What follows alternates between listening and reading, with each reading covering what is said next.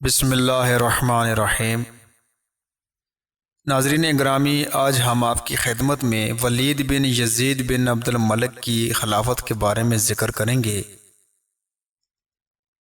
یہ چھٹے خلیفہ ہیں جنہیں بعد میں معزول کر دیا گیا تھا۔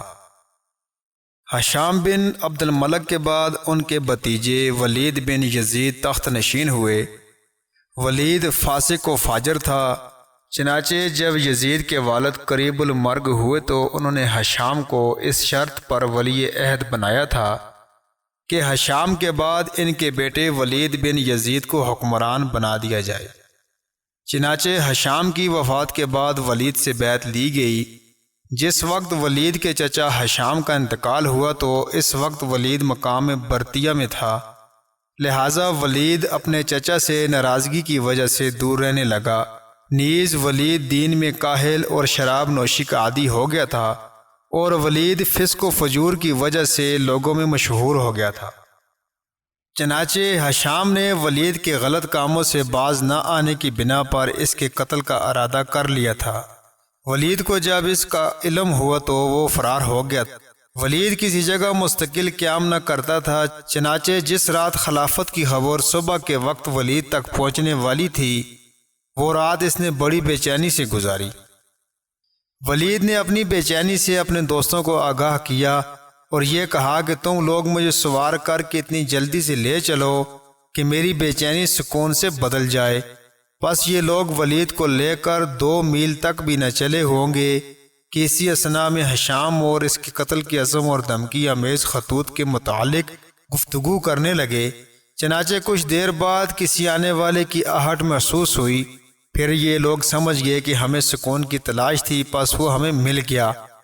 لیکن ولید نے اپنے ساتھیوں سے کہا کہ بھائیو، یہ تو ہشام کی ڈاک معلوم ہوتی ہے، اللہ کرے اس میں بلائی ہی بلائی ہو۔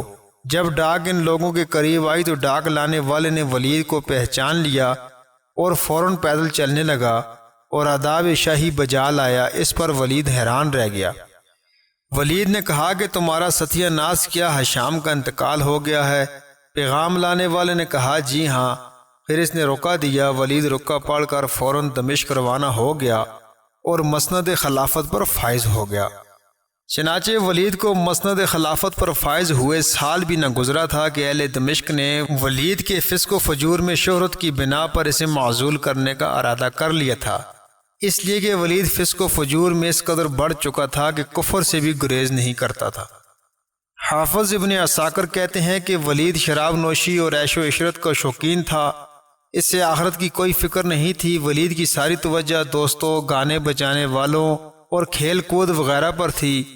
ولید سارنگی، ڈھول اور دف وغیرہ کا شوقین تھا۔ ولید نے اللہ کے محرمات کو پاش پاش کر دیا تھا۔ ولید اس میں اتنا آگے بڑھ چکا تھا کہ اسے فاسق کہا جانے لگا۔ اس کے علاوہ ولید خاندان بنو امیہ میں فصاحت و بلاغت، نحو اور حدیث وغیرہ میں بھی سب سے زیادہ قابل تھا۔ اسی طرح ولید سب سے زیادہ سخی بھی تھا۔ شراب نوشی، سماع، عیش و عشرت اور لاپرواہی میں ولید کے مقابل کوئی نہیں تھا۔ بعض مورخین نے کہا ہے کہ ایک مرتبہ ولید اپنی لونڈی سے شراب کے نشے میں مغلوب ہو کر بوس و کنار کر رہا تھا۔ مؤذن بار بار انہیں باخبر کرتا رہا، لیکن ولید بن یزید بن عبد الملک نے یہ قسم کھائی کہ وہ اس لونڈی کے بغیر امامت نہیں کر سکتا۔ چنانچہ لونڈی کو کپڑے پہنا کر لایا گیا، پھر ولید نے نماز پڑھائی۔ کہا جاتا ہے کہ ولید نے شراب کا ایک حوض بنایا تھا۔ جب ولید پر نشہ کی کیفیت طاری ہوتی تو وہ حوض میں کود جاتا، خوب شراب نوشی کرتا، یہاں تک کہ سارے جسم میں شراب کی کیفیت طاری ہو جاتی، تب اسے باہر نکالا جاتا۔ امام الماوردی کہتے ہیں کہ ولید نے ایک دن قرآن مجید سے فال نکالی تو یہ آیت نکلی، اور پیغمبر فیصلہ مانگنے لگے اور ہر ایک سرکش ضدی نامراد ہو گیا۔ چنانچہ ولید نے قرآن مجید کو ٹکڑے ٹکڑے کر ڈالا اور یہ اشعار پڑھنے لگا، کیا تو ہر زبردست کو دھمکی دیتا ہے؟ پس میں اس وقت زبردست ضدی ہوں۔ جب تو قیامت کے دن اپنے رب کے پاس حاضر ہو تو کہہ دے پروردگار مجھے ولید نے ٹکڑے ٹکڑے کر دیا ہے، نعوذ باللہ۔ چنانچہ اس کے بعد ولید چند دن کی زندگی بھی نہ گزار پایا تھا کہ اسے بھیانک طریقے سے قتل کر دیا گیا۔ اور اس کی گردن کو کاٹ کر اس کے محل میں لٹکا دیا گیا، اس کے فصیل شہر میں معلق کر دیا گیا۔ اس قسم کے مشہور حالات اور بھی تاریخ کی کتابوں میں مذکور ہیں۔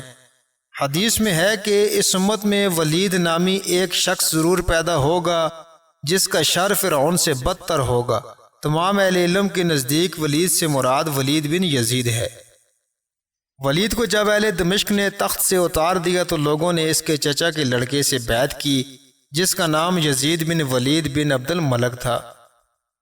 چنانچہ یزید نے برسر اقتدار آتے ہی یہ اعلان کیا جو بھی ولید کو قتل کر کے اس کا سر لائے گا اسے 1,00,000 درہم بطور انعام دیے جائیں گے۔ ولید ان دنوں البحرہ میں مقیم تھا، چنانچہ یزید کے حامیوں نے ولید کا محاصرہ کر لیا اور اس کے قتل پر آمادہ ہو گئے۔ ولید نے انہیں منع کیا لیکن وہ باز نہیں آئے۔ لوگ ولید کے محل میں داخل ہو گئے۔ اس پر ولید نے کہا، آج کا دن بالکل حضرت عثمان رضی اللہ تعالیٰ عنہ کے دن کی طرح ہے۔ لوگوں نے کہا بلکہ اس سے بھی بدتر ہے۔ یہ کہنے کے بعد ولید کے سر کو تن سے جدا کر دیا گیا۔ ولید کے سر کو دمشق میں گھمایا گیا، پھر اسے محل میں لٹکا دیا گیا۔ ولید کے قتل پر شہر میں بے چینی پھیل گئی۔ دشمنوں نے کوئی تعاون نہ کیا۔ پھر اس کے بعد کسی قسم کی بات پیدا نہیں ہوئی۔ ولید کا قتل ماہ جمادی الاولیٰ 126 ہجری میں ہوا۔ ولید تقریباً 1 سال تک مسند خلافت پر فائز رہا۔